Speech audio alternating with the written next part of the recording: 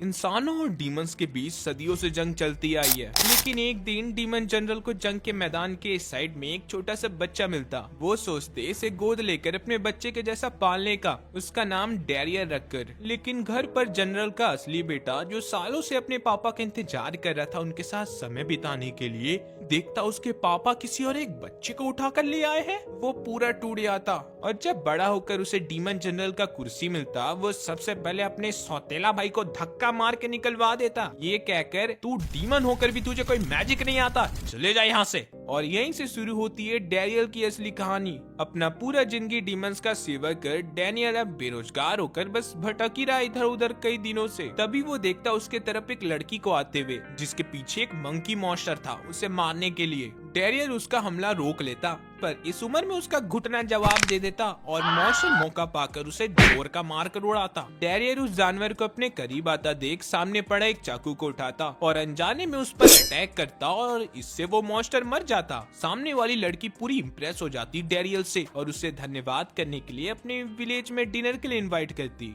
ये बेरोजगार आदमी के पास ना घर था ना खाने का कोई सामान, तो वो तैयार हो जाता उसके साथ जाने के लिए। विलेज पहुंचकर मलिका के पेरेंट्स डैरियर का कहानी सुनना चाहते थे, तो वो डीमन होकर झूठ बोल देता, मेरे भाई ने मुझे धोखा दे दिया और मेरे पापा का बिजनेस से मुझे धक्के मार कर निकलवा दिया। मासूम मलिका ये सुनकर इमोशनल होकर उसे यहीं रहने का सुझाव देती और उसके पेरेंट्स का भी यही कहना था। तो ये बेरोजगार आदमी इनका घर में रहने के लिए तैयार हो जाता। रात के समय जब डैरियर अकेला था, तब मलिका उसके दरवाजे के बाहर आकर कहती, आपका बहुत बहुत धन्यवाद उस समय मुझे प्रोटेक्ट करने के लिए। आज तक ऐसा मेरे लिए कभी किसी ने नहीं किया, मेरे पापा को छोड़कर। अगले दिन मलिका के पापा कहते, देखो बेटा, मैं यहाँ पर एक गिल्ड मास्टर और मेयर भी हूँ, इसलिए मैं चाहता हूँ तुम एक एडवेंचरर बन जाओ। आप मुझे कोई दूसरा काम दे सकते हैं क्या? डैरियल नहीं चाहता था उसका आइडेंटिटी रिवील हो, इसलिए वो यहाँ से भाग रहा था। लेकिन मलिका और उसके पापा जबरदस्ती उसे एक कॉन्ट्रैक्ट साइन करवा देते और जादुई शक्तियाँ उसके अंदर जाकर उसका रैंक दिखाती, जो देखते साथ वो हैरान हो जाता, क्योंकि वो तो सोचता था वो एक डीमन है, लेकिन असलियत में वो तो एक नॉर्मल ह्यूमन था। अभी डैरियर का 4 डिफरेंट ऑरा टेस्ट होने वाला है, वो किसमें अच्छा है। पहला था स्लैश, जिसमें वो बहुत ही अच्छा परफॉर्म कर मलिका को चौंकाता। दूसरा स्टिंग टेस्ट में भी वो इतना अच्छा परफॉर्म करता जो पूरा इलाका ही उड़ा देता। और तीसरा हिट टेस्ट देखकर तो पापा जी को अपनी आंखों में बिल्कुल भरोसा नहीं होता। और वो चौथा टेस्ट में पूरा अपना शक्तियां लगाकर उस पर अटैक करते, जिसमें भी डैरियर महारत हासिल किया हुआ है। पापा जी बताते एडवेंचरस को एक ऑरा में मास्टर पाने में जिंदगी बीत जाती है। और तुम कैसे 4 ऑरा को मास्टर करके बैठे हो? इससे तो तुम आराम से सेंट्रल ग्रिड में ज्वाइन कर सकते हो, जिसमें आम लोगों का जाना बस एक सपना ही है। जाने का नाम सुन मलिका सैड हो जाती, जो देख डैरियर कहता, मैं यही रहने वाला हूँ। आप सबने मेरा बहुत मदद किया है, मैं आप सबका एहसान चुकाना चाहता हूँ। और ये सुन मलिका खुशी से हक कर लेती डैरियर को। अगले दिन पापा जी गांव में डैरियर को सभी के सामने उसे इंट्रोड्यूस करवाते और सभी खुश थे सिवाय इस आदमी के, क्योंकि उसे जलन हो रहा था उससे। ये तुम्हारा रैंक कितना है? क्या ई रैंक? मेरा तो डी रैंक है बेटा, तुझे अभी बहुत कुछ सीखना है मेरे से। घर आने पर डैरियर को पापा जी उसका पहला मिशन देते हर्ब्स ढूंढने का। और बेटा, इस जानवर से ज्यादा बचकर रहना, ये बहुत ही खतरनाक है। पर पापा, डैनियल ने इसे ही मार कर तो मुझे बचाया था। पापा जी पूरा हैरान होकर डैनियल को एस रैंक मॉन्स्टर को हराने की वजह से प्रमोट कर देते डी रैंक में। जिसके बाद मलिका बहुत ही खुशी खुशी डैनियल को अपने साथ लेकर जाने लगती उसका मिशन पूरा करवाने, और जंगल में उसका हाथ भी पकड़ लेती जिससे वो खोए ना। और लोकेशन में पहुंचने पर डैनियल गौर करता, मलिका ये सब कामों में तो बहुत ही एक्सपर्ट लगती है। अरे आप गलत पत्ते इकट्ठा कर रहे हो, आपको वो ढूंढना जिसमें बड़े बड़े स्पाइक्स है। डैरियर ये गौर करता मलिका बहुत ही स्ट्रॉन्ग है, तो वो उससे पूछता, मिस मलिका, आप तो पहले से इतना स्ट्रांग हो, आप तो बड़े आसानी से हरा सकते थे उस गोरिल्ला को, फिर आपने ऐसा क्यों नहीं किया? नहीं, मुझे लड़ने से डर लगता है, आप ही थे उस समय जो मुझे बचा लिए। और क्या आप मेरा नाम सीधा सीधा ले सकते हैं बिना उसमें मिस लगाए? डैरियर बोलने का कोशिश करता तो मलिका खुशी से उसे हग कर लेती क्यूट कहते हुए, जिससे डैरियर का जान जाने वाला ही था। उससे पहले वो इशारा करता, सामने डियर है। दोनों ही डियर का शिकार करना चाहते थे, लेकिन उनका हिम्मत नहीं होता इतना प्यारा जानवर को मारने का। पर तभी वो देखते ये डियर कोई मासूम वासूम नहीं है, इतने बड़े एंट मॉन्स्टर से अकेले लड़ रहा है। और ये चले जाते उसे मारने के लिए।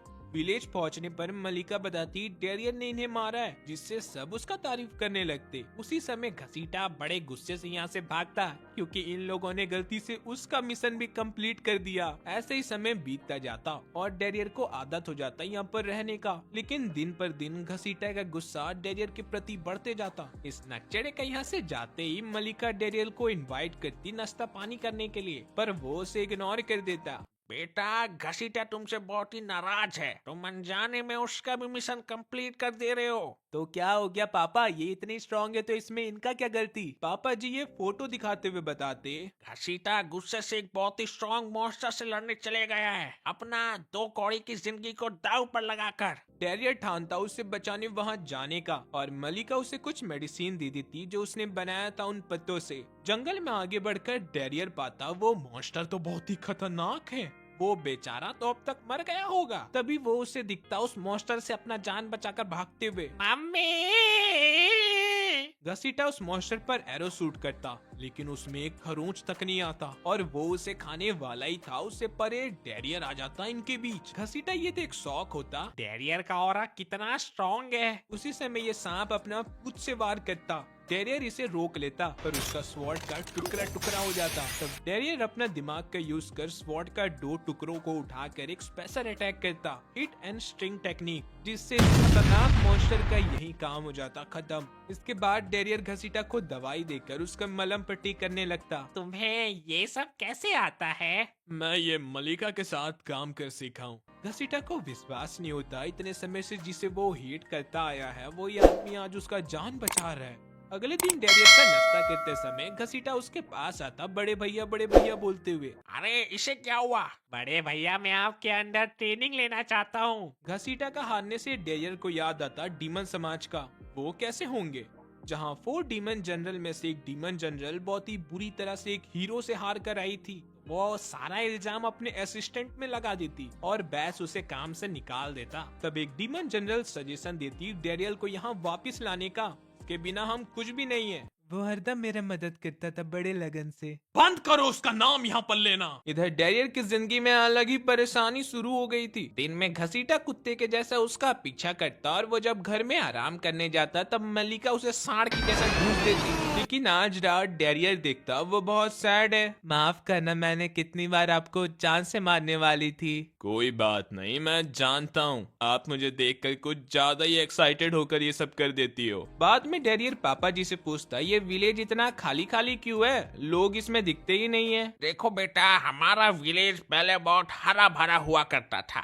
लेकिन जब से डीमंस ने हमारा मिनरल माइंस पर कब्जा कर लिया जिसमें कीमती मेटल पाए जाते थे, उसके बिना हमारा विलेज मरने लगा और कुछ सालों में तो ये पूरी तरह से खत्म भी हो जाएगा। विलेज को बचाने के लिए डेरियर वहां जाने का सोचता और अगले दिन निकल पड़ता डीमंस के अड्डे पर थोड़े से वो मिनरल वेपन्स चोरी करने। एक डब्बे में घुसकर डैनियल छुपते छुपाते अंदर जाता तो पाता यहाँ तो कोई है ही नहीं। वो माइंस के और भी अंदर जाता तो उसे मिलते छोटे छोटे डेमी ह्यूमंस जो डेरियर को देख बहुत खुश थे क्योंकि उन्हें बहुत याद आ रहा था इसका, और अपना सर पेट करवाने लगते लाइन लगाकर। आपको पता है आपके जाने के बाद उन लोगों ने हमसे 4 गुना ज्यादा काम करवाने लगे, हमें आराम करने भी नहीं देते, यहाँ का हालत बहुत खराब है। डेरियर इनका मदद कैसे किया जाए सोच ही रहा था, उतने में डीमन आर्मी यहाँ आने लगते तो वो छुप जाता। यहाँ इन डीमंस का हेड आकर कहता ये इतना कम क्यों है और अच्छे से काम करो। पर इतना काम करना हमारे कैपेसिटी के बाहर है। तब ये इनकी तरफ अटैक करवाकर इन्हें धमकाते हुए यहाँ से जाने लगता। काम तो बेटा हो जाना चाहिए। तब ये पीछे से उस पर गुस्सा कर उसके खाली सर पर जोर का मारता। तब ये इन सब पर गुस्सा होकर अपने सैनिकों को कहता उन पर अटैक कर देने का, और इन बेचारों का कुछ ज्यादा बुरा होता उससे पहले डेरियर इन्हें बचा लेता अपना मुंह छुपाकर। इन बेचारों को तकलीफ देने से तुम महान नहीं बन जाओगे। कौन है बे तू? मैं एक ह्यूमन एडवेंचरर हूँ। अगर तुम सब यहाँ से खुद चले जाते हो तो ठीक है, मैं तुम्हें यहाँ से जाने दूंगा, अगर नहीं तो अंजाम बुरा होगा। ये डेमी ह्यूमंस तो मारे जाएंगे हमसे गद्दारी करने की वजह से, और उसके साथ तुम भी। एक सोल्जर साइड में अपना मैजिक स्पेल पढ़ रहा था। तब डेरियर वहां जाकर अपना पावर्स का डेमो दिखाता, जो देख ये जोश में आकर उन पर अटैक करने जाता तो एक लात खाकर उड़ता। इसे डेरियर ये तो समझ गया था सोल्जर्स उन्हें मारना नहीं चाहते, तो वो उन्हें मैनिपुलेट करने का कोशिश करता। सैनिको, तुम ये अच्छे से जानते हो ये मासूम जिंदगी तुम्हारे लिए भी कितनी मायने रखती है। इसका बाद मैं तुम्हें ये बड़े अपने आप को संदीप महेश्वरी सोच रहे। सारे सैनिक फिर से एक साथ मैजिक स्पेल पढ़ने लगते, लेकिन डेरियर इनका कमजोरी जानता था तो वो वैसे ही उन पर अटैक कर आगे बढ़ते जाता और सब चीजों को काटते छाटते आखिर इसके करीब पहुंच जाता। माफ कर दो मुझे, मैं तो बस एक आम डीमन हूँ। जनरल का चमचागिरी करके मुझे ये नौकरी मिली है। डेरियर इसे डराते हुए आधा गंजा कर देता और कहता, जाओ और उन्हें बताओ तुम ये नौकरी करना नहीं चाहते हो और बताना तुम्हें यहाँ आने से डर लगता है। सबका जाते ही सारे डेमी ह्यूमंस डेरियर को फिर से अपना बॉस बना लेते और उसका कुछ भी काम करने के लिए तैयार थे। विलेज पहुंचकर डेरियर बताता उसने माइंस पर कब्जा तो कर लिया है, पर उसका एक शर्त है, आपको डेमी ह्यूमंस को भी प्रोटेक्ट करके रखना पड़ेगा। पापा जी जैसे मान जाते। समय के साथ इस विलेज में हरियाली पहले के जैसा वापस आने लगती और उसके साथ लोग भी, जिससे पापा जी डेरियर से तो बहुत खुश थे। इसी बीच मलिका डेरियर के लिए लंच ला रही थी, लेकिन उसका बैलेंस बिगड़ जाता। डेरियर उसे बचाने जाता तो वो खुशी से एक्साइटेड होकर बुरा हाल कर देती इस बेचारे का। इधर डीमन एम्पायर में बेस्ट एक्सपेरिमेंट करके बनाया था ऐसा चीज जिसमें मैजिक स्टोर किया जा सकता है और वो बहुत खुश भी था। इससे वो सभी जनरल में से सबसे खास बन जाएगा। तब ये उसका खुशी भंग कर बताती, इसे चलाने के लिए तो मीटरल स्टोन लगेगा ना? हाँ तो क्या हो गया? उसमें इंसानों ने कब्जा कर लिया है और डीमन लॉर्ड तुम्हें बुला रहे हैं तुम्हारा आरती उतारने। डीमन लॉर्ड के पास जाते ही वो बैस में बहुत भड़कते। तुम कोई काम के नहीं हो। तुम्हारे पापा सियाना थे जो उस टेरियर को यहाँ पर लाए। जाओ और जल्दी उसका मदद मांगो तुम। अपना भाई का नाम फिर से सुनते ही बैस बाहर आकर एक बहुत बड़ा धमाका करता। इधर विलेज में इतना चहल पहल देख मलिका बहुत खुश थी और एक बच्चा को जन्म देना चाहती थी, पर डेरियर को ये नहीं समझ आ रहा था ये सब चीजें वो उसे क्यों बता रही है। अचानक से मलिका हिम्मत जुटाकर प्रपोज करने जा रही थी डेरियर को। उतने में ये हरा घास का आवाज आता किसी से लड़ते हुए। डेरियर उधर पहुंचता तो घसीटा दूसरे सिटी के लोगों से लड़ रहा है। ये आदमी अपना नाम फाइटा बॉल बोलते हुए बताता, मैं बी रैंक का हीरो हूँ, तुम किस में हो? डेरियर अपना रैंक डी बताता तो ये उसका मजाक उड़ाने लगते। तुम गधे माइंस को कैसे कैप्चर कर लिए इतना कमजोर होकर भी? और यहाँ से जाते जाते ये भी बोलते जाते, उस कुत्ते के गले में पट्टी बांध देना बहुत भौंकता है। डेरियर अपने चेला का तरफ लेते हुए कहता, तुम सबसे जो मॉन्स्टर बचकर भाग गया था उसे इस गधे ने ढूंढा था, तो ये तुम सबसे निकम्मा तो नहीं है। हाँ, और फिर उस मॉन्स्टर को मेरे बड़े भैया ने हराया था। डेरियर नहीं चाहता था ये सब बताने का, पर वो सब तो इससे चौंकते ही साथ में विलेज वाले डेरियर को उठा लेते ए रैंक का हीरो बुलाकर। शाम के समय ये चुगलीखोर सारा बात मलिका को बताता, कैसे वो लोग बेइज्जती कर रहे थे डेरियर का, जो सुनते साथ ये उन सब का कत्ल करने जा रही थी। पर सही समय में डेरियर रोक लेता। अगले दिन सेंट्रल गिल्ड से एक आदमी आता जिसका नाम बेस्ट फ्रेंड है, ये बताने डेमी ह्यूमंस किसी का बात सुनना ही नहीं चाहते, ऐसे कैसे काम चलेगा। आप सब नए हैं ना, इसी वजह से वो आपसे बात करने में डर रहे होंगे। तो वो सब आपसे क्यों नहीं डरते? मैंने उनका जान बचाया है, शायद यही वजह होगा। डेमी ह्यूमंस के पास पहुंचकर डेरियर इन सबको कहता, तुम सब अब से इन सब का ही बात सुनोगे। जो सुनते साथ ये सब मान भी जाते, जिससे ये हैरान हो जाता इनका ऐसा बिहेवियर देख। बाहर आकर डेरियर इन्हें पाता, जो कहते वो यहाँ पर बेस्ट फ्रेंड के बॉडीगार्ड्स है। तभी इनके सामने एक मैजिक कास्ट अपीयर होता और उसमें से डेरियर को जाना पहचाना वॉइस सुनाई दे रहा था। तो वो अपना ऑरा इस्तेमाल कर आराम से कुत्ते फांदते हुए उस तरफ जाकर देखता तो पाता कई सारे डीमंस को। सुनो, मैं तुमसे लड़ना नहीं चाहता हूँ। डेरियर आगे बढ़ता तो वो उसे पहचान कर हग कर लेता, क्योंकि वो बहुत समय से परेशान था डेरियर किस हाल में होगा। इधर डेरियर सोचता, तो क्या इसे कहते एक असली हग?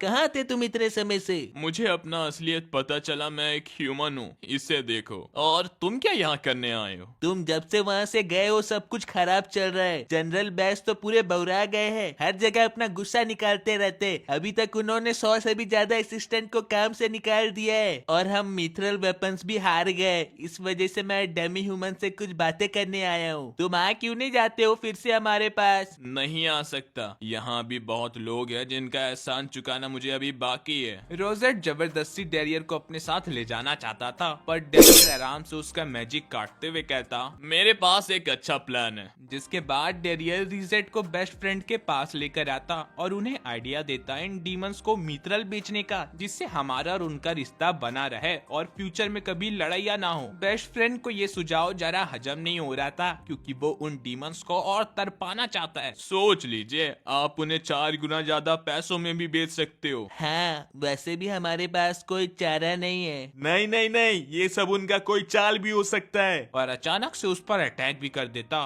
पर डेरियर उसे बचा लेता। तुम समझ क्यों नहीं रहे? हमारे पास बस एक यही शांति का तरीका है। बेस्ट फ्रेंड उसे यहाँ से साइड करवाता, तू बस एक बॉडी गार्ड है, ज्यादा अपना दिमाग मत चला। और वो फिर इनका डील के लिए भी तैयार हो जाता। इसके कुछ दिन बाद डेरियर किसी लोहार को ढूंढ रहा था, जिससे वो मित्रल को प्रोसेस कर काम का बना सके। लेकिन तभी वो पाता फाइटा बॉल को एक वर्कशॉप के अंदर। अरे तुम बेफिक्र यहाँ से जा सकते हो, मैंने और मेरी टीम ने यहाँ का जिम्मेदारी लिया है। डेरियर को पापा जी से पता चलता उन बॉडीगार्ड्स को नौकरी से निकाल दिया गया है, इसी वजह से वो लोग बदला लेने के लिए ऐसा कर रहे हैं। तभी मलिका आकर बताती उसे एक बूढ़ा आदमी छेड़ रहा है। वो बूढ़ा मेरे से जिंदा नहीं बचने वाला। लेकिन वो बेचारा पहले ही से मर चुका था। अरे नहीं नहीं नहीं, ये तो बस टमाटर है। अरे बेटा, इसमें तुम्हारा ही गलती है। तो तुम उस कमजोर से एडवेंचरर को मुझसे लड़ने के लिए क्यों ले आई? ए बुढ़े, ये कोई कमजोर वमजोर नहीं है, इसने बड़े बड़े मॉन्स्टर को बड़े आसानी से हराया है। बूढ़े चच्चा को उसके बातों में विश्वास नहीं होता और वो खुद चेक करने जाते इसकी शक्तियों को,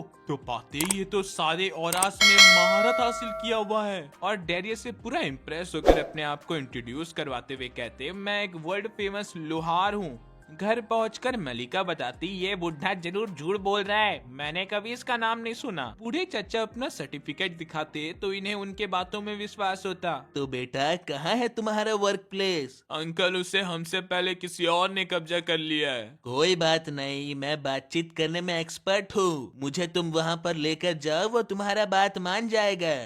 अरे बेटा, मुझे दे दो अपना थोड़ा वर्क प्लेस, भगवान तुम्हारा भला करेगा प्लीज। और आखिर वो इसमें कामयाब भी हो जाते। वर्क प्लेस के अंदर जाकर ये लोहार पाते ये सब तो नौसिखिए यहाँ काम कर रहे हैं, जो बस खाली स्टोन्स को वेस्ट कर रहे हैं। तो वो अपना जलवा दिखाते हुए मिथरल स्टोन को सही तरीका से पिघला कर डेरियर के लिए एक नया ब्लेड बनाते, जिससे डेरियर आराम से किसी भी चीजों को काट पा रहा था। फाइटा बॉल ये देख रिक्वेस्ट करता लोहार से उसके लोगों को भी ऐसा काम सिखाने के लिए, पर ये बूढ़ा चच्चा इधर इशारा करते हुए कहते, गांड मारा। रास्ते में डेरियर पूछता, अब हम कैसे मिथरल स्टोन्स को प्रोसेस कर पाएंगे? आपने तो उसे गंदा गंदा इशारा दिखाकर पंगा जो ले लिया है। चिंता मत करो, मैंने उसे प्रोसेस करने के लिए दूर के सिटी से एक सामान मंगवाया है। पर चाचा जी, ये देखने से तो लग रहा है सिर्फ मैजिक से चलता है। लगता है उस आदमी ने मुझे लूट लिया।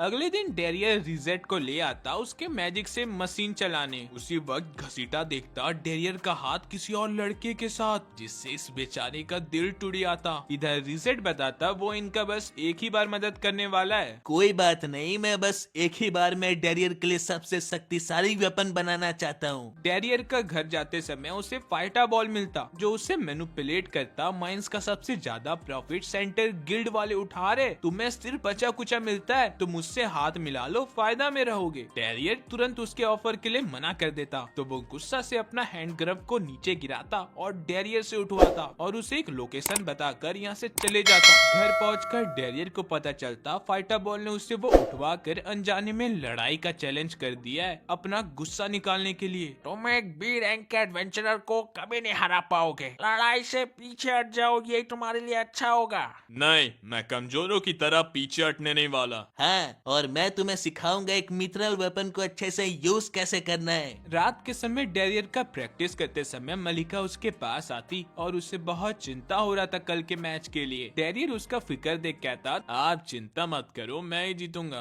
तो ठीक है, मैं आपका फेवरेट डिश बनाऊंगी, तो जीत कर जरूर आइएगा। मैच वाले दिन फाइटा बॉल को बहुत गर्व महसूस हो रहा था डेरियर पर। वो डरकर भागा नहीं और फिर वो अपना मित्रल वेपन निकालता, लेकिन डेरियर का इतना छोटा वेपन देख उस पर हंसने लगता। तब डेरियर उसे इस वेपन का डेमो दिखाकर उसका मुंह बंद करता। फाइटा बॉल जा भिड़ता डेरियर से और वो पीछे हटकर उसे और भी इस वेपन का कमाल दिखाता। फाइटा बॉल करीब जाने का कोशिश करता तो डेरियर अटैक को ब्लॉक कर तोड़ देता उसके शील्ड को 2 टुकड़ा। यही तो है मेरा वेपन का कमाल, जब चाहे अपना शेप बदल सकता है अगर उसे सही मात्रा में ऑरा मिले तो। तुम्हारे पास अब कोई वेपन बचा नहीं तो तुम अपना हार मान सकते हो। फाइटा बॉल कहीं और से एक बड़ा सा स्वॉर्ड निकाल लेता डेरियर को हराने के लिए, लेकिन इस बार डेरियर अपना स्वॉर्ड का ऐसा शेप चेंज कर उसे दूर उड़ाता, वो उड़कर किसी के घर पर जा गिरता। मलिका जाकर डेरियर को गिरने से बचाती और फिर कहती, आपने आखिर कर दिखाया। बाद में बेस्ट फ्रेंड सॉरी मांगता फाइटा बॉल की हरकतों के वजह से और उसे कड़ी से कड़ी पनिशमेंट देने का कहता। क्या मैं उसका पनिशमेंट डिसाइड कर सकता हूँ? हाँ, क्यों नहीं? तो इसे कहिए ये जिसके घर पर गिरा है उसे रिपेयर कराने। बेस्ट फ्रेंड डेरियर का इतना दयालुपन देखकर उसे ऑफर देता सेंटर ग्रेड में ज्वाइन करने का, जो साइड से मलिका सुन सैड हो जाती।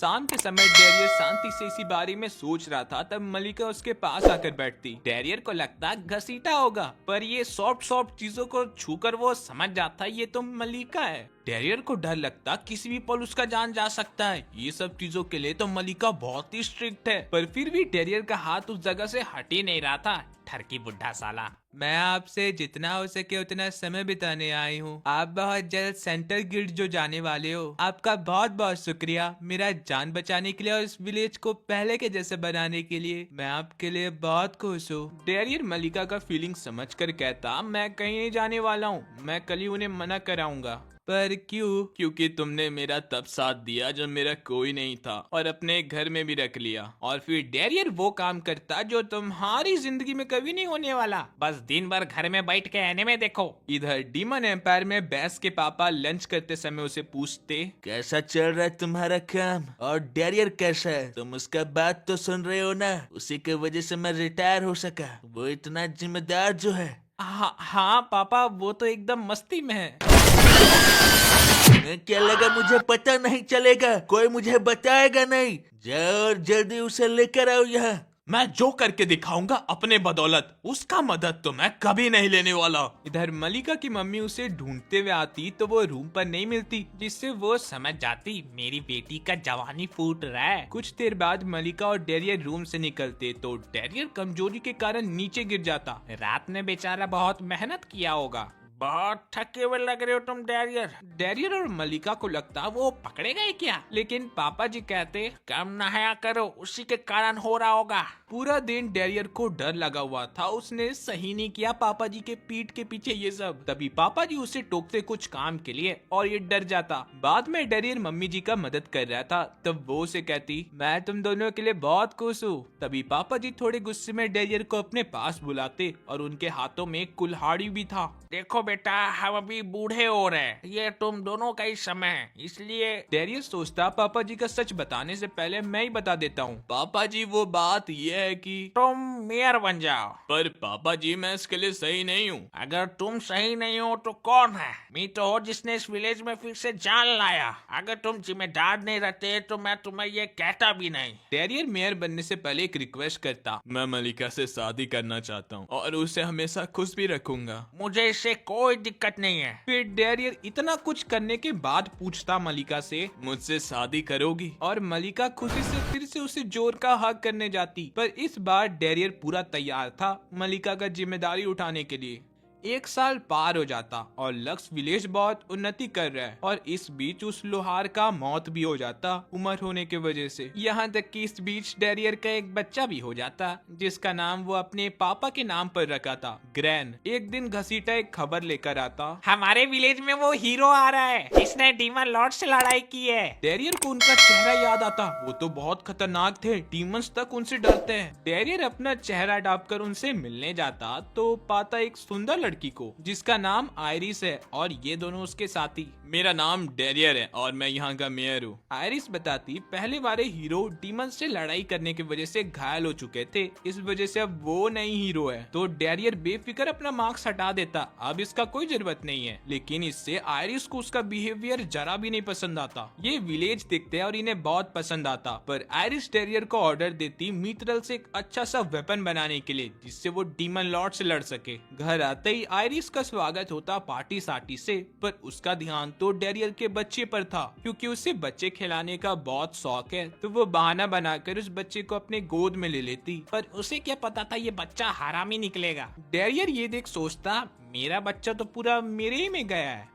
बाद में डेरियर इन सबको मीथरल वेपन बनाने वाला वर्क प्लेस में लेकर जाता। ये पहली बार मीथरल स्टोन्स को सेब बदलता देख बहुत हैरान थे। साथों में एक वेपन में ऑरा इस्तेमाल करती तो उसे बहुत अजीब और अच्छा लग रहा था। जल्दी करो और मेरे लिए एक अच्छा सा वेपन बनाओ। डेरियर यहाँ एक माहिर लोहार को बुलाता इनका वेपन बनाने के लिए, जो किसी और को हीरो समझकर उसका हाथ चूमने लगता। अरे हीरो तुम्हारे बगल में है। सकाई आयरिस का हाथ पकड़ते ही बता देता ये स्लैश ऑरा में बेस्ट है। आयरिस इसके टैलेंट से हैरान होती और फिर कहती मैं यहाँ पर और एक वजह से आई थी, मुझे अपने पार्टी में एक नया मेंबर चाहिए। घसीटा का ये सुन खुशी का ठिकाना नहीं था और वो एक बड़ा सा कॉन्टेस्ट करवाता मेंबर सिलेक्शन के लिए। इस विलेज में सभी पागल है क्या? टूर्नामेंट स्टार्ट होता और ये 26 लोगों को लगता वो मेंबर बन सकते हैं, लेकिन कुछ ही सेकंड में इन सबका बैंड बज जाता हार कर। और आयरिस सोचती लगता नहीं है इस विलेज में मेरे टीम में आने का कोई काबिल है। तभी उसके तरफ एक साइड से एरो आता और वो पाती घसीटा को। आयरिस उसके तरफ बढ़ते जाती इन एरो से बचते हुए, पर वो एरोस पीछे से उस पर अटैक करने वाले थे मगर वो बच जाती और घसीटा पर अपना एक खतरनाक अटैक करने जाती, पर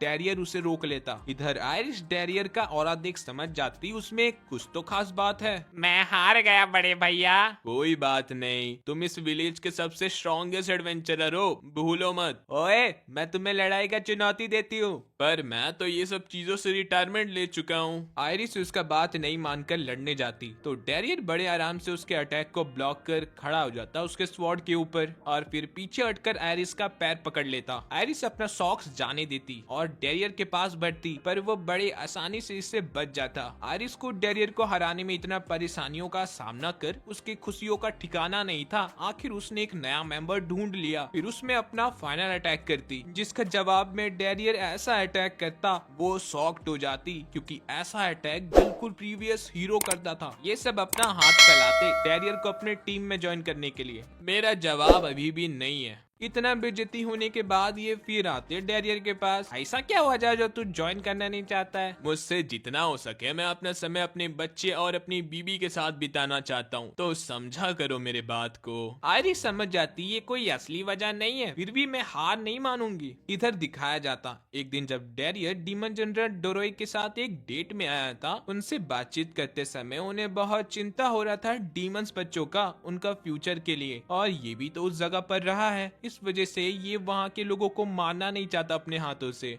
अगले दिन आयरिस और सातों में पीछा करते डेरियर का। ऐसा क्या इस विलेज में जो वो यहाँ से बाहर ही नहीं निकलना चाहता। तो पाते ये पुराने मेयर का मदद भी करता है उनके घर के सफाई में, और बाहर में लोगों से भी इसका अच्छा बॉन्ड है। जानवरों को भी ये प्यार करता है और अपनी वाइफ और बच्चे के साथ भी बहुत खुश है। देख लिया ना अपने डेरियर की दुनिया, वो बहुत मेहनत करता है इस जगह के लिए, इसलिए इसे यहीं रहने दो।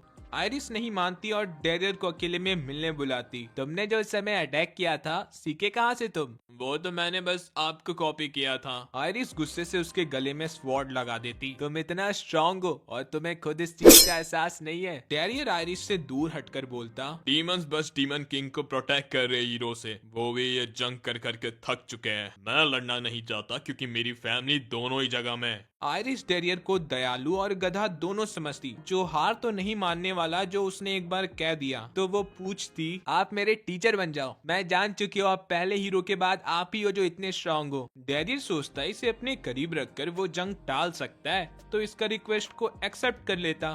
अगले दिन रिजेट डेरियर के बच्चे के साथ खेलते हुए पूछता, आज हीरोज नहीं दिख रहे। वो तो सामने के टाउन गए पजामाज लेने। तभी यहाँ डीमन जनरल जेबियांटेस आ जाती और इन दोनों का फटने लगता। फिर जेबियांटेस रिजेट को पनिशमेंट देती, यहाँ चोरी छुपा कर डेरियर से मिलने के लिए। उसी वक्त मलिका यहाँ आती तो वो उसे डेरियर का मेहमान समझकर इसके लिए नाश्ता पानी लाने जाती। इधर जेबियांटेस डेरियर का बेइज्जती करने लगती। वो कितना बदसूरत है, जो सुनते साथ मलिका अपने आप को नहीं रोक पाती। अपना मौत को इतना करीब देख जेबियांटेस पूरा ठंडा हो जाती। आपका यहाँ आने का वजह? मुझे मित्रल चाहिए था और मैं जानना चाहती थी ये रिजेट ला कहाँ से रहा है, तो मैंने उसका पीछा किया और आ गई यहाँ। चलो अब मुझे सारा मित्रल दे दो।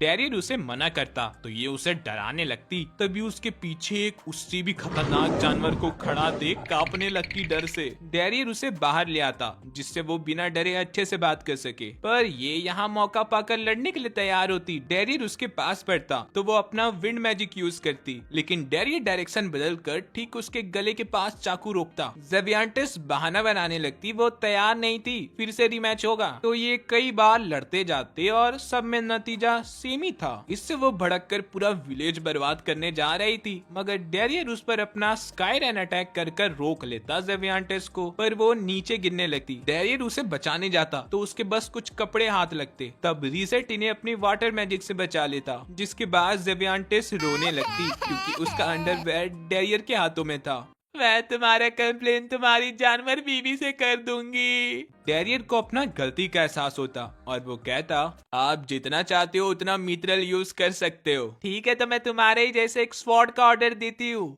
फिर डेरियर उसे अपने वर्क प्लेस में लेकर आता। अच्छा ठीक है, मैं चलता हूँ, मेरा टाइम हो गया। अरे अभी तो हीरोज का भी आने का टाइम हो गया। सुनो सकाई, जितना हो सके इन्हें यहीं बिजी रखना। डेरियर जल्दी से यहाँ पहुंचकर आयरिस से पूछता, आप सबको अपना अपना मन पसंदीदा पजामाज मिल गए? आयरिस डेरियर का इतना केयरिंग बिहेवियर देख उससे और भी इम्प्रेस हो जाती। तभी अचानक डेरियर उसका ट्रेनिंग शुरू कर देता और खुद इधर आकर देखता जेबियांटेस बिजी तो है, और फिर उधर जाकर आयरिस का ट्रेनिंग खत्म करवाता। लेकिन कुछ देर बाद सकाई कहता वो इन्हें बस इतना ही देर रोक पाया, जिसके बाद सोना का दिखाया जाता जहां आयरिस आराम करने आई थी। तभी जेबियांटेस का टॉवेल गिर जाता और वो पहचान जाती इसे। जल्दबाजी में डेरियर अंदर घुसता तो गलत जगह उसका हाथ चले जाता, तो दोनों ही साथ में इस ठत्ती को एक एक थप्पड़ लगाते। अगर ऐसे दोबारा हुआ तो आप बचने नहीं वाले। डेरियर, ये लड़की कौन है? आयरिस डेरियर से पूछती, ये डीमन जनरल तुम्हें इतनी अच्छे से कैसे जानती है? सच्चाई ये है, मैं एक ह्यूमन हूँ जिसे डीमंस ने पाला है। हाँ, इन्होंने मुझे प्रपोज करने के तुरंत बाद यही बताया था, लेकिन मुझे इनके पास्ट से नहीं प्रेजेंट से मतलब है, और मेरा प्यार इनके लिए कभी नहीं खत्म होने वाला। ये दोनों फिर से लड़ने लगते, जो देख मलिका इन्हें सुझाव देती इनके बीच फाइट कराने का। तभी ये एक दूसरे को अच्छे से समझ पाएंगे। दोनों ही सहमत थे इस बात से और अभी के लिए कंपटीशन करने लगते कौन पहले नहाने जाने वाला है। इधर डेरियर समझ जाता जेबियांटेस यहीं रहने का प्लानिंग बना रही है। अगले दिन ये सब लड़ाई के मैदान पहुंचते तो वो दोनों को ये पहले से पाते, और तो और इन दोनों ने जबरदस्ती इस बेचारे को रात भर जगाकर काम कराया है अपना स्वॉर्ड को तैयार कराने के लिए, और फिर अपना लड़ाई शुरू कर देते। इधर जेबियांटेस अपना पावर अनलीज करती, उधर आयरिस, दोनों ही एक दूसरे को बराबरी का टक्कर दे रहे थे। तभी मलिका इन सब के लिए नाश्ता लाती, पर ये दोनों अपने ही लड़ाई में बिजी थे। कभी जेबियांटेस जीतती तो कभी आयरिस, दोनों में से कोई हार मानने को तैयार ही नहीं था। साथों में सबको प्रोटेक्ट रखी थी, लेकिन ये भी कम पड़ रहा था। तब डेरियर उसका हेल्प करता। आपने ये कैसे किया? बस अभी तुमसे सीखा। ये ठरकी बच्चे को अपनी जिंदगी के गोल्स दिखते ही उसके तरफ बढ़ने लगता। उसी वक्त एक चट्टान भी इसके तरफ गिर रहा है। डेरियर अपना बच्चा पकड़ता, आयरिस उसे, और आगे जेबियांटेस आकर सबको बचा लेती, और बच्चे को हंसता देख दोनों ही राहत का सांस लेते। और इसी बच्चे की वजह से आज दो जानी दुश्मन दोस्त बन गए, जिससे डेरियर को अपना सपना करीब आता दिखा, डीमंस और ह्यूमंस का दोस्ती। सासा डेरियर के घर में एक मेहमान लेकर आता, जो रहता और कोई नहीं, पहले वाला हीरो एलांट। डेरियर, मेरा स्नैक्स कहाँ है? डेरियर डरने लगता जेबियांटेस का डीमन होने का सच्चाई अगर एलांट को पता चल गया तो ये जिंदा नहीं बचने वाली। सुनो, आप यहाँ से चले जाओ, ये हीरो बहुत खतरनाक है, डीमंस को बहुत बुरा मौत मारता है। तभी कुछ बच्चे आते। डेरियर को लगता है ये जरूर मार खाएंगे, लेकिन एलांट अच्छा आदमी निकलता और उनसे मिलने और भी बच्चे आते लाइन लगाकर, और उनके साथ उनके पेरेंट्स भी। बाद में एलान जेवियांटिस को साइड में खड़ा देख उसका हाथ मिलाता, जिससे इसे लगता ये बूढ़ा आदमी अच्छा है। वो तेरे लिए तब तक एक अच्छा आदमी है जब तक तुझे जानता नहीं है, तो कृपया यहाँ आप अपना मैजिक यूज मत करिएगा। सर, आपका यहाँ आने का वजह मुझे सुनने में आया है आरिस तुम्हें यहाँ परेशान कर रही है। मेरा ही गलती था इसे हीरो बनाने का। अब मेरी इंजरीज हील हो चुकी है तो मैं अब फिर से इसका ट्रेनिंग स्टार्ट करूंगा। डैरियर को इसमें अपॉर्चुनिटी दिखता, इसमें जेवियांटिस यहाँ से भाग जाएगी तो ये इन्हें ट्रेनिंग ग्राउंड में ले जाने लगता। तभी एलान को कोई अजीब सा प्रेजेंस फील होता और वो रहता और कोई नहीं घसीटा। इसके बाद आयरिस का ट्रेनिंग शुरू हो जाता, जहाँ वो तो बहुत मेहनत कर रही थी, लेकिन एलान आराम से बच्चों का ऑटोग्राफ साइन करते हुए उसे हरा देता। तुम पहले से स्ट्रांग हो चुकी हो। हाँ, क्योंकि मैं इतने समय से डैरियर से जो ट्रेनिंग ले रही थी, आपके बाद मुझे वही स्ट्रांग लगा। डैरियर का इतना तारीफ सुन एलान उसे लड़ाई का चैलेंज करता, लेकिन डैरियर तो जानता था वो इनके सामने तो टिक नहीं पाएगा, तो वो पहले ही हार मान जाता। लेकिन घसीटा जिद करने लगता है, एक बार ट्राई तो करके देखो, पीछे लोग आपको कमजोर बोल रहे हैं। तो वो सिर्फ और सिर्फ घसीटा के लिए चले जाता लड़ने के लिए। पर तभी डैरियर एलान का ऑरा सेंस कर कहता, क्यों ना इससे पहले हम नाश्ता कर ले।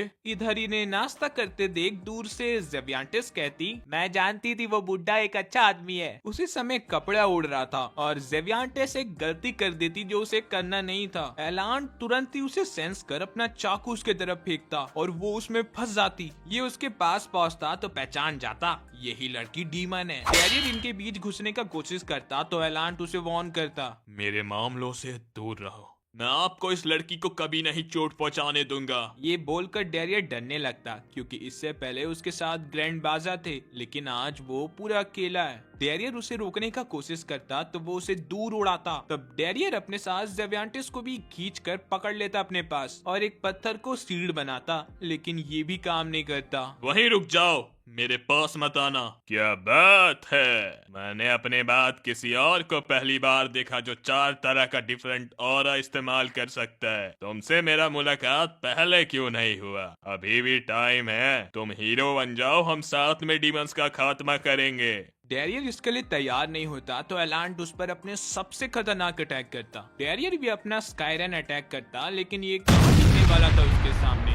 एलान को डैरियर के करीब जाता देख आयरिस उसे रोकने आती तो उसका सारिंगन देखकर डर जाती। तुम एक डीमन को क्यों बचा रहे हो? क्योंकि मैं किसी को मरते नहीं देख सकता, ये कभी नहीं हो सकता। डीमंस और ह्यूमंस का लड़ाई सदियों से चलते आया है, लेकिन मैं ये करके दिखाऊंगा। मैं जानता हूँ आपकी पूरी परिवार को किसी एक डीमन ने मार दिया था, उसी का बदला आप सभी को मार कर निकाल रहे। एलान को अभी भी कुछ और वजह लग रहा था और डैरियर को भी कोई चारा नहीं मिलता तो वो कह देता उसे डीमंस ने पाला है। इधर डीमन एम्पायर में ग्रैंड बाजार डीमन किंग से पूछते, आप मुझे ये ड्रैगन रूप में क्यों दिख रहे हैं? क्योंकि मेरा रूप दूसरे के नजरिया में डिपेंड करता है उसका पावर और फिजिकल फॉर्म कितना है। अगर तुम मुझे डीमन देख पा रहे हो, यानी कि वो तुम्हारे पावर और स्ट्रेंथ को दर्शा रहा है। डीमन किंग, मैं चाहता हूँ आप मेरे बेटे को जनरल की पोस्ट से निकाल दो, क्योंकि वो 1 साल से गायब है अपनी जिम्मेदारियों को छोड़कर। तो उसका भागना कौन सी बड़ी बात हो गई? तुम अपना बेटा को छोड़कर किसी और का इतना तरफदारी करोगे तो ये तो आम बात है। आखिर तुम डैरियर को इतना पसंद क्यों करते हो? अब हमें बहुत साल पहले जंग के मैदान का दिखाया जाता, जहां वाटर जनरल मरते मरते ग्रैंड बाजा को बताते जाते उसने वहां पर एक वेपन को छुपा रखा है जो फ्यूचर में हमारा काम आ सकता है हीरो को हराने में। ग्रैंड बाजा वहां जाते तो एक बच्चे को पाते और तभी से इस बच्चे को पालने लगते। इसका नाम डैरियर रखकर। डैरियर लक्स विलेज में है, देखते हैं तुम उसे ला पाते हो या नहीं। वैसे मैंने सुना है वो बहुत स्ट्रॉन्ग हो चुका है। इधर डैरियर बताता, वाटर जनरल मेरा पता बताए थे ग्रैंड बाजा को और तभी से उन्होंने मुझे पाला है। एलान को ये सुनते साथ याद आता, मुझे जैसे पता चला वाटर जनरल ने मेरे पूरी परिवार को मार दिया था, वैसे ही मैंने उसे ढूंढ कर निकाल कर मारा, पर उस वक्त मुझे मेरा बेटा का बॉडी कभी नहीं मिला। डैरियर, तुम्हारा उम्र कितना है? 33 इयर्स का हो चुका हूँ मैं। ये सुनते ही एलान उसे गला से लगा लेते। तुम मेरे ही बेटे हो डैरियर। डैरियर इस चीज का वजह पूछता तो वो बताते 33 साल पहले उन्हें लगा उनकी पत्नी और बच्चे का मौत हो गया वाटर ड्रैगन के हाथों, लेकिन तुम्हारा बॉडी उस जगह पर मिला ही नहीं। और तो और ऑरा का शक्तियाँ खानदानी चलती है, इसी वजह से तुम इतने सारे ऑरास में महारत हासिल किए हो। तभी एलान को सेंस कर ऊपर अटैक करते और ग्रैंड बाजा उस हमले को रोकते हुए नीचे आते। ग्रैंड बाजा को इधर देख एलांट उसे लड़ने के लिए तैयार होती, तब डैरियर इनके बीच आकर कहता, आप ऐसे इनसे नहीं लड़ सकते, ये वो है जिसने मुझे पाल पोस कर इतना बड़ा किया है। ग्रैंड बाजा डैरियर को सच्चाई बताती। उन्हें बचपन में ही पता चल गया था वो एक ह्यूमन है, क्योंकि वो 5 साल की एज तक मैजिक नहीं यूज कर पाता था। मैं कभी भी तुम्हें अपने से दूर नहीं जाने देना चाहता था। लॉर्ड ग्रैंड बाजा आप हमेशा मेरे फादर रहेंगे। अगर आप नहीं होते तो शायद मैं इतना अच्छा आदमी बन भी नहीं पाता। ग्रैंड बाजा को बहुत सम्मान महसूस होता डैरियर की बातों से, और वो भी कह देते अगर तुम नहीं होते तो मैं इतना स्ट्रॉन्ग भी नहीं बन पाता डीमन रैम में। दोनों को इस तरह से हक करता देख साइड में डैरियर के असली पापा को जलन होता और वो कह देते, तुमने छीन लिया है मेरा वो समय जो अब मुझे कभी नहीं मिल सकता वापस। जिस समय मैं डीमंस को मार कर अपना गुस्सा निकाल रहा था तुम उसके साथ थे उस समय। मैं तुम्हें इसका लिए कभी माफ नहीं करूंगा। मैं भी तुम्हें नहीं रोकने वाला। निकाल लो मुझ में अपना गुस्सा। दोनों एक दूसरे से लड़ने जा रहे थे और अब तो डैरियर भी इन्हें नहीं रोक पाएगा। तभी उसी समय मलिका इनके ऊपर पानी छींटते हुए उनका गुस्सा शांत करते हुए कहती, क्या आप सब प्लीज लड़ना कम से कम अपने पोते के सामने तो बंद कर सकते हो। दोनों पहली बार अपने पोते को देखकर शॉक्ड हो जाते, क्या ये हमारे पोते हैं। डैरियर समझ जाता उसने तो यहाँ पर कुछ नहीं कर पाया, अब चलो अपने बच्चे का सहारा लेते हैं। देख लीजिए आपको अभी जिंदा रहना है अपने पोते को खिलाने के लिए। सबको इतना खुश देख डैरियर आखिर में मलिका को शुक्रिया कहता उसके साथ शादी करने के लिए, और वो खुशी से इसका हड्डी तोड़ देती। इधर डीमन एम्पायर में बेस्ट पार्टी रखा था अपने आप को greatest general of all time समझने के लिए, पर कोई भी उसके पार्टी में नहीं आया, जिसका वजह ये बताता, आप लोगों के बीच अपना ऐसा इज्जत बनाए जो कोई आना ही नहीं चाहता, और ग्रैंड बाजा तक डीमन किंग से कंप्लेन कर रहा है आपको डीमन जनरल के पोस्ट से निकाल देने का। पर मैंने तो एक सीक्रेट वेपन बनाया है जिससे हम हीरो को हरा सकते हैं। लेकिन मुझे लग रहा है आप लोगों को चूतिया बना रहे। आपको इस तरह से डैरियर को नहीं भगाना चाहिए था। अब मैं भी यहाँ से जा रहा हूँ, बाय बाय। कोई बात नहीं, मैं अकेले यहाँ खाऊंगा। वेटर बर्गर लाना जरा। वेटर बताता, आपको तभी खाना मिलेगा जब आप अपना पहले वाले बिल को क्लियर करोगे, पहले तो कभी मेरे साथ ऐसा नहीं हुआ। क्योंकि पहले ये सब चीजों के लिए डैरियर ध्यान रखते थे। यहाँ भी डैरियर उस कुत्ते ने हर जगह से मेरा जला रखा है। इधर बच्चे को खिलाते समय ग्रैंड बाजा एलांट को चिढ़ाते हुए कहते, ग्रैंड तुम्हारा ये नाम तो मस्त है, किससे इंस्पायर होके तुम्हारा नाम रखा गया है। अरे अरे कोई नहीं, उस पुट्ठे जैसे आदमी को देखकर कोई भी डर जाएगा। तभी डैरियर को रिजेट का फोन आता और ग्रैन उससे बात करना चाहता था। ग्रैन का बात सुन रिजेट कहता, क्या तुम्हें कुछ गंदे आदमी परेशान कर रहे हैं? फोन देना जरा उन्हें। कौन है रे तू जो तब से उसे परेशान कर रहा है? पहले तू बता तू कौन है। मैं रिजेट, डीमन एम्पायर का सबसे खास आदमी। मैं ग्रैंड बाजा बोल रहा हूँ। क्या? तू बहुत करीब लगता है मेरे पोते से। तू वहीं रुक, तुझे मैं बाद में बताऊंगा आकर वहाँ। खाना खाते समय बेचारे मलिका के पापा इन जानवरों के बीच में जाते। थोड़ी देर बाद नशा में ग्रैंड बाजा बताते जाते डैरियर का बचपन का कहानी, जो सुनकर एलांट कहते, काश मैं भी उसके साथ वो समय बिता पाता। पर खैर डैरियर को देखकर लगता है तुमने उसे अच्छे संस्कार दिए हैं। और इसी बात में दोनों कर लेते एक दूसरे से दोस्ती। डैरियर ये देख बहुत खुश था। सबका खाकर खत्म करते ही डैरियर खाली थाली मलिका के पास लेकर जाता और उसका हाथ को भी कांपता देख मलिका फिर से उसका मलम पट्टी करने लगती। आप नहीं कभी सुधरने वाले, हर तब मुझे परेशान करते रहते हो अपने आप को चोट पहुंचाकर। मलिका का जाते ही ज़वियांटेस आती ये कहते हुए, तुमने आज सबके सामने कहा है तुम मुझे खोना नहीं चाहते हो। मैं जान चुकी हूँ तुम मुझे पसंद करते हो। इसका जवाब मैं बाद में सोचकर बताऊंगी तुम्हें। बाहर निकलकर ज़वियांटेस हंसने लगती। मजा आता है इसे परेशान कर। अगले दिन आयरिस कहती एलांड को मेरा फिर से ट्रेनिंग स्टार्ट करने। तुम अभी भी नहीं समझी हो ना, सारे डीमंस बुरे नहीं होते। हाँ मैं जानती हूँ, पर एक हीरो का ड्यूटी रहता है डीमन किंग को हराने का। आखिर डीमन किंग क्या मायने रखता है तुम हीरोज के लिए? कहा जाता है डीमन किंग इस दुनिया के लिए एक पनौती है। अगर हम उसे मार देते हैं तो पूरी दुनिया शांति से जी सकेगी। पर ये सब तो कहानियां हैं हीरोज के द्वारा जो सदियों से चलती आई है। तुम बताओ सच्चाई क्या है डीमन किंग का? डीमन किंग तो ताकतवर है और उनके बराबरी का कोई डीमन आज तक पैदा ही नहीं हुआ। वो बहुत समय से जिंदा है। तुम एक तरह से उन्हें अमर भी कह सकते हो। तभी फाइटर बॉल एक बुरी खबर लेकर आता। मॉन्स्टर का अटैक हुआ है हम पर। डैरियर ज़वियांटेस का मदद मांगता और ज़ेवियांटेस अपने विंड मैजिक से सभी को वहाँ लेकर जाने लगती, जो जगह पूरा गर्मी से तप रहा था। डेरियर को जैसे पता चलता डेमी ह्यूमंस खतरे में, वो अकेले चले जाता उन्हें बचाने, लेकिन एलांट भी उसके साथ आ जाता। इस तरफ ये डिसाइड करते सैलामेंडर्स पर अटैक करने का, और ज़ेवियांटेस उनका मदद कर रही थी उन्हें ज्यादा से ज्यादा करीब पहुंचाकर, पर उनका कोई भी हमला सैलामेंडर्स का कुछ नहीं उखाड़ पा रहा था और वो इन पर हमला करता, मगर ज़ेवियांटेस इन्हें बचा लेती। सैलामेंडर फिर फ्लेम यूज करता तो ये लड़की सीट से उसका फायर रोकने का कोशिश में अपना कपड़ा जला लेती। तब ग्रैंडबासा को इनका मदद करना पड़ता। इधर ये डेमी ह्यूमंस को ढूंढ लेते, लेकिन इनके सर पर तो उस ड्रैगन का खतरा मंडरा रहा था, तो ये पहले उसका ठिकाना लगाने लगते। उसमें साथ में अटैक कर सैलामेंडर इसे गिरने लगता और डेरियर उसके पास जाता, तो पता नहीं क्यों ड्रैगन कहीं और उड़कर जा रहा था।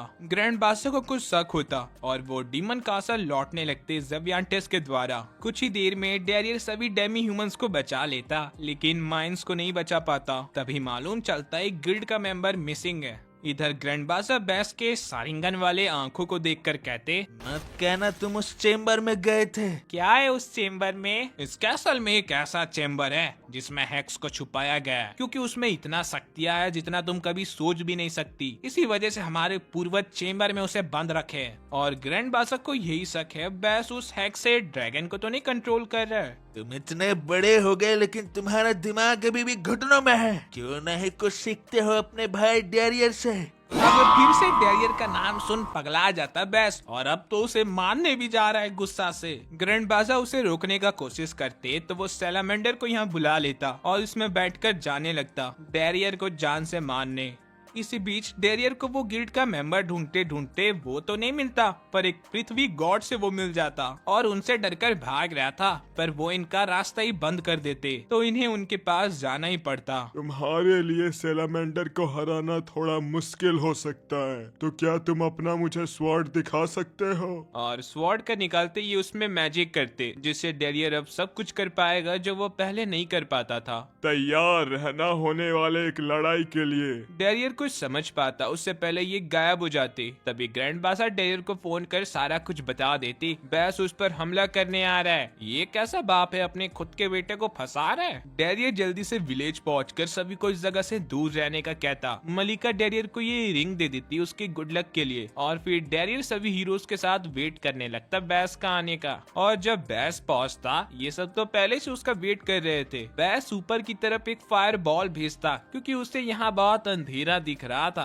तभी उसका नजर जाता डेरियर की रिंग के ऊपर। क्या तुमने शादी कर लिया? कॉन्ग्रेचुलेशन। अब मुझे तुम्हारे करीबियों को छीनने में और भी मजा आएगा। डेरियर ये सुनते साथ सैलामेंडर को पकड़ लेता। इसका कोई फायदा नहीं है, तुम कभी नहीं रोक पाओगे सैलामेंडर को। तभी ज़ेवियांटेस विंड मैजिक यूज करती जिससे सैलामेंडर नीचे गिर जाता और डेरियर बैस पर अटैक कर उसे दूर करता ड्रैगन से। अगर तुम मिथरल माइंस का गुस्सा मुझ पर निकाल रहे हो तो माफ कर दो मुझे। इसका मतलब उसमें भी तुम्हारा हाथ है। तुम मुझे इतना हेट क्यों करते हो? क्योंकि तू हरदम मेरे सपनों के बीच आ जाता है। लेकिन आज मैं ये ह्यूमंस और डीमंस का लड़ाई हमेशा के लिए यहाँ खत्म कर दूंगा। तुम सबको मार कर, इससे मेरा नाम हमेशा के लिए अमर हो जाएगा। Greatest general of all time. बैस फायरबॉल शूट करने लगता डेरियर पर। वो सबको काट तो रहा था पर एक जाकर उसे लगता और बैस डेरियर को मार मार कर उड़ाते जाता अपना गुस्सा शांत करने के लिए, और आखिर में एक खतरनाक हमला कर उसे पहाड़ में जा उड़ाता। बैस काफी स्ट्रॉन्ग हो चुका है पहले से। लड़ाई काम नहीं आता तो डेरियर बैस को इमोशनल करने का कोशिश करता। तुम बचपन से ही स्ट्रॉन्ग रहे हो। मैं जिंदगी भर तुम्हारा आंखें बंद साथ देना चाहता था, पर तुम। बंद कर अपना चवर चवर। मरने से पहले डेरियर को अपने परिवार का याद आता और वो स्काईरेन का हमला कर देता बैस पर, लेकिन बैस इससे बच जाता और उसे ना चाहते हुए अपना एक खतरनाक फॉर्म में आना पड़ता। इस तरफ ये हीरो सैलामेंडर को कैद कर उस पर कई प्रकार के अटैक करते जाते, पर इस सब से इसका कुछ नहीं बिगड़ रहा था। तब ये दो स्ट्रॉन्गेस्ट बुढ़े मिलकर उस पर अटैक करते। एलांट उसका ध्यान बटाते और ग्रैंडबासा अपने फायर मैजिक से उसका एनर्जी खींचने लगते। तो ये है हेक्स की असली शक्तियाँ। बैस अपना पूंछ से डेरियर को मारकर दूर करता और दोनों आसमान में जाकर लड़ रहे थे। बैस डेरियर के करीब जाने का कोशिश करता तो वो उसे रोक लेता। तब ये फिर से अपना पूंछ से उसे मार कर उड़ाता तूने जो मेरे प्यारे चीजों को छीना है, अब ये मेरा बारी है तेरे प्यारे चीजों को छीनने का। बैस को इतना खतरनाक हमला करता देख डैरियर भी अपना सीक्रेट हमला करने जा रहा था। इधर सब हरा चुके थे सैलामेंडर को, तभी ये देखते एक बहुत बड़ा लाइट उस फायरबॉल की तरफ अटैक कर रहा है। इतने बड़े हमले से बैस बच गया था और अपना पूरा ही ड्रैगन का फॉर्म ले लेता, जिसके बाद बैस डैरियर को बहुत बुरी तरह से पेल रहा था, इधर उधर उड़ा उड़ा कर। इसी बीच बैस का फ्लैशबैक डैरियर को दिखता, जहां हैक्स की वजह से डैरियर देख पाता बैस पहले बहुत हैप्पी बच्चा हुआ करता था, लेकिन फिर उसके पापा कुछ सालों के लिए जंग पर चले गए। वो इस बीच अपने पापा का बहुत इंतजार करता उनके साथ समय बिताने के लिए, मगर जब उसके पापा आते उसके सपनों का चूर चूर हो जाता, क्योंकि उन्होंने एक बच्चा ले आया था। बैस अपनी मम्मी से पूछता, मैं अपने पापा के जैसे कैसे बन सकता हूँ जिससे वो खुश हो जाए। वो कहती, तुम्हें अपने एकेडमी में नंबर 1 बनना पड़ेगा। तो वह दिन भर मन लगाकर पढ़ते जाता नंबर 1 बनने के लिए, लेकिन वो जब तक नंबर 1 बन पाया उसकी मम्मी ने उसका साथ छोड़ दिया, और जब वो जनरल बना उसके पापा उससे ज्यादा डैरियर के लिए खुश थे, क्योंकि वो उसका असिस्टेंट था। उसके पापा उसे ऐसे ट्रीट करते थे जैसे कि वो जिम्मेदार हो ही ना। डैरियर ये देख समझ जाता बैस का पूरा बचपन अकेले ही बीता है। मुझे पहले ये समझ जाना चाहिए था। बैस, तुम्हारे पापा हमेशा तुम्हारे करीब रहे हैं, तुम्हारा फिक्र करते हैं जो बस तुम्हें नहीं समझ पा रहे हो। अब बैस को डैरियर का फ्लैशबैक दिखता, जिसमें उसका भी जिंदगी कुछ खास नहीं बीता था। डैरियर बचपन से ही जानता था वो उनका परिवार का हिस्सा नहीं है, और उसे तब बुरा और इस चीज का लगा जब उसे पता चला वो मैजिक नहीं यूज कर पाता है। वो हमेशा अपने चेहरे पर मुस्कुराहट रखकर अपने दुख को छुपाया रखा था, फिर भी वो बस एक ही चीज चाहता था, वो सबको खुश रख पाए। बैस, अभी भी समय है, लौट आओ। बैस को अपना गलती का एहसास हो जाता और उसका ये रूप भी हटने लगता।